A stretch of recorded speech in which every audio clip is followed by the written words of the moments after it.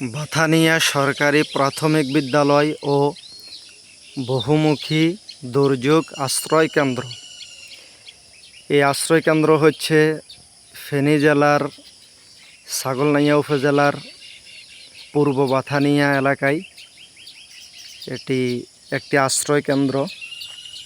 এগুলো দুর্যোগ মোকাবেলায় মানুষের আশ্রয়ের জন্য বানানো হয়েছে।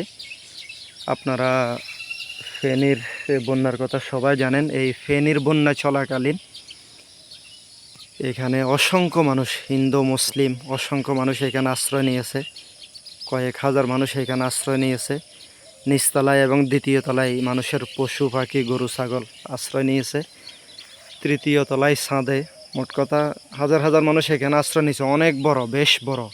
সাথে কিন্তু একটা প্রাথমিক বিদ্যালয় আছে, স্কুল, বহু পুরানা। তো এটা মূলত একটা আশ্রয় কেন্দ্র, কিন্তু তৃতীয় তলায় বর্তমানে গ্লাস দিয়ে বেঞ্চ দিয়ে ওই স্কুলের ক্লাস ওইখানে ট্রান্সফার করা হয়েছে। কারণ এটা যেহেতু দুর্যোগ মোকাবেলায় সবসময় ব্যবহার হবে না, যখন প্রয়োজন, যখন দুর্যোগ হবে তখন ব্যবহার হবে। তো বাকি সময় তো এটা শুধু শুধু পড়ে থাকবে। এজন্য স্কুলের ক্লাস বর্তমানে উপরে 3 তলায় হচ্ছে। তো দেখেন, আসলে এটা দেখে আমার কাছে খুব ভালো লাগছে, খুব সুন্দর, খুব মজবুত, খুব ভালো পরিবেশে এটা বানানো হয়েছে। আশেপাশের ভিউটা দেখেন।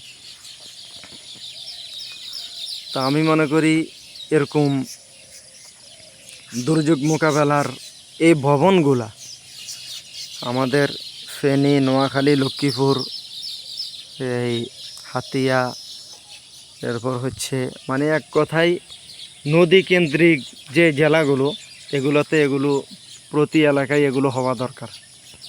এটা হওয়াতে এই এলাকার হাজার হাজার মানুষ উপকৃত হয়েছে বিপদের সময়। সবার তো আর বিল্ডিং নেই, সবাই তো বিল্ডিংয়ে আশ্রয় নিতে পারে নাই। যাদের বিল্ডিং নেই তারা এখানে আশ্রয় নিছে। তো যাই হোক বন্ধুরা, ভালো থাকবেন। ভিডিওটি কেমন লাগলো শেয়ার করে জানাবেন, আর আপনার মন্তব্য অবশ্যই কমেন্টে জানিয়ে দিবেন। আসসালামু আলাইকুম ওয়া রাহমাতুল্লাহ।